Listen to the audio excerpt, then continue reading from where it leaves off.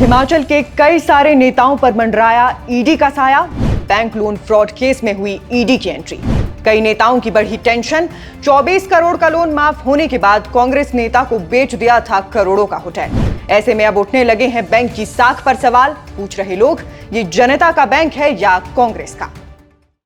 बिल्कुल सही सुना है आपने। ईडी की एंट्री सिर्फ एक केस में हुई है और कई सारे नेता परेशान हैं। जैसे कि हमीरपुर भोरंज से कांग्रेस के विधायक का लोन भी इसी बैंक ने माफ किया था। फिर हमीरपुर लोकसभा से कांग्रेस के टिकट पर चुनाव लड़ने वाले सतपाल रायजादा का लोन भी इसी बैंक ने माफ किया था। और अब कांग्रेस के एक और बड़े नेता को फायदा पहुंचाने के लिए पूरे 24 करोड़ की लोन माफी के बाद ये बैंक ईडी यानी प्रवर्तन निदेशालय की रडार में आया है। इसलिए कुर्सी की पेटियां बांध लीजिए और आराम से बैठकर सुनिएगा कि आखिर किस तरह से हिमाचल के एक सहकारी बैंक को लोन माफ करने वाली टूल किट की तरह इस्तेमाल किया गया।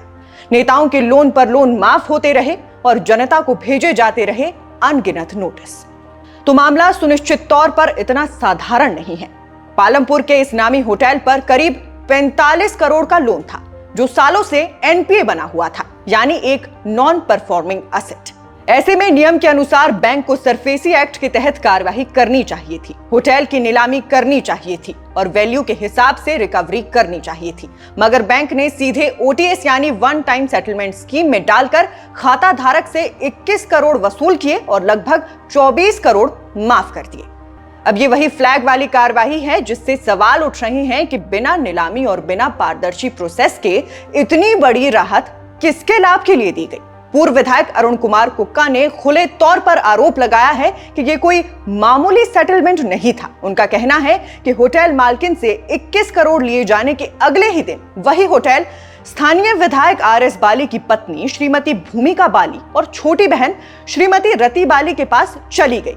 कुक्का इसे सत्ता के दुरुपयोग और जनता की कमाई पर डाका करार दे रही हैं। उन्होंने भाजपा के बैनर तले बड़ी जांच की मांग भी की थी, जो शायद अब पूरी हो गई है और इस केस में ईडी ने एंट्री ली है। सूत्रों के मुताबिक ईडी ने बैंक मैनेजमेंट से इस पूरे ओटीएस के दस्तावेज तलब किए हैं। सेटलमेंट फाइलें, रिकवरी प्रोसेस के पेपर्स और लोन से जुड़े मूल दस्तावेज सब ईडी के पास जाएंगे। वहीं अब बैंक प्रबंधन की ओर से भी कहा जा चुका है कि आवश्यक कागजात ईडी को सौंपे जा रहे हैं, यानी जांच अब शुरुआती स्तर पर है, लेकिन दिशा साफ है। मामला केवल बैंक की चार दीवारी तक सीमित नहीं रहेगा। यहां यह याद रखना जरूरी है कि कांगड़ा सेंट्रल कोऑपरेटिव बैंक पहले भी विवादों में रहा है। नाबार्ड की रिपोर्ट के बाद खुद राज्य सरकार को ही इसका बोर्ड तक निलंबित करना पड़ा था। ये इस बात का सबूत है कि बैंक में गवर्नेंस और कंप्लायंस की खामियां पहले से मौजूद थी। पहले भी इस बैंक के कई लोन मामलों पर विजिलेंस केस दर्ज हुए और जांचें लंबित हैं, यानी ये पहला मौका नहीं है जब इस बैंक के कामकाज पर सवाल खड़े हुए हैं। लेकिन इस बार मामला सिर्फ प्रशासनिक गड़बड़ी का नहीं बल्कि राजनीतिक असर वाला है। इससे पहले बीजेपी विधायक सतपाल सिंह सत्ती ने तो विधानसभा में आरोप लगाया था कि कांग्रेस के प्रत्याशी सतपाल रायजादा का लगभग 3.5 करोड़ का लोन ओटीएस के तहत माफ कर दिया गया और इसे करप्शन करार दिया। हालांकि मुख्यमंत्री का कहना था कि ये लोन आरबीआई गाइडलाइंस के मुताबिक आंशिक रूप से सेटल हुआ था। इसी तरह सुजानपुर के पूर्व विधायक राजेंद्र राणा ने तो सीधे भोरंज के विधायक सुरेश कुमार को लेकर इस बात का खुलासा किया था कि सुरेश कुमार ने पेट्रोल पंप के नाम पर 27 लाख का लोन लिया था, मगर ओटीएस के तहत सिर्फ 15 लाख देकर पूरा मामला सेटल करवा लिया। राजेंद्र राणा ने यह तक कह दिया था कि मुख्यमंत्री अपने दोस्तों के लोन माफ करवाने में लगे हैं। ऐसे में अब ईडी के एक्शंस का असर इस पूरे राजनीतिक घटनाक्रम पर साफ दिखाई देने लगा है।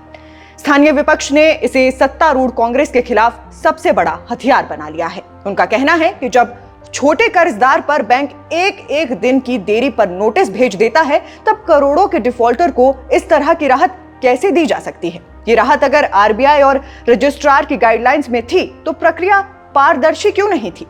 नीलामी क्यों नहीं हुई? ओपन बिडिंग क्यों नहीं हुई? और सबसे बड़ा सवाल, इस नुकसान का बोझ आखिर किस पर डाला जाएगा?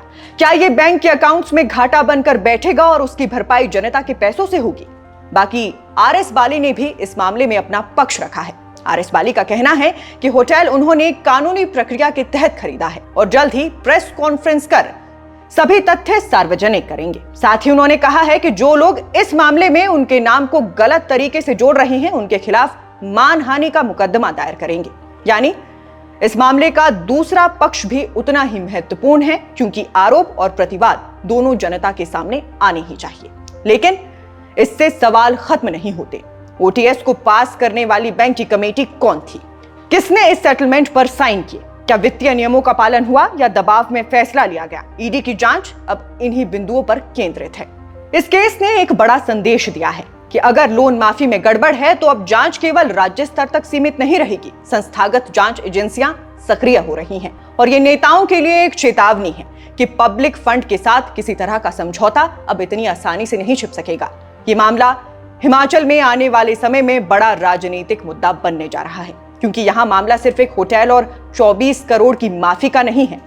ये मिसाल है कि कैसे सत्ता में बैठे लोग नीतियों का इस्तेमाल अपने फायदे के लिए करते हैं।